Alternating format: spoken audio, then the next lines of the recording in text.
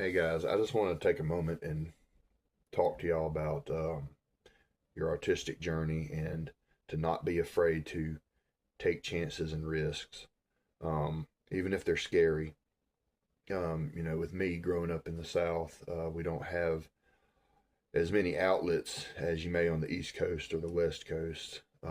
So when I did have a small opportunity, I took a chance and I moved 3.5 hours away from my hometown. Um, Dropped everything. Dropped. I had an established. I was very established there, and I left to try to do something bigger. Um, the person that I did this for, this is nothing against them. They're great. They were great people. Um, but this is just about me. But I went there. They were a small startup company trying to do a comic book.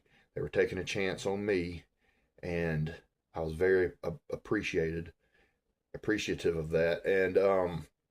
But once I got there and settled in, just drawing that over and over again every day, just and that was work that wasn't I didn't come up with, like, that was their stuff, and I was the artist, and it got really overwhelming. Like, I spent every day from morning to night just drawing, and it got to where I cracked, and I couldn't take it, and I felt like a failure, and I had to move out, of course, and I really couldn't go back to where I was before, and I was in a new town. I got me an apartment, and I really didn't know what to do. Um, and I even told myself, I was so sick of drawing at that point that, I said, I'm never going to pick up another pencil and draw again, which was not true, but that's how I felt at that time.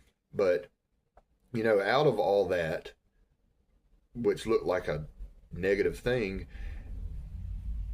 I ended up meeting the person who eventually became my wife.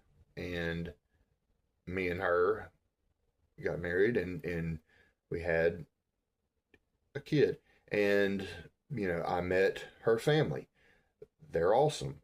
And we have a house. And, and all these things, these things that I didn't have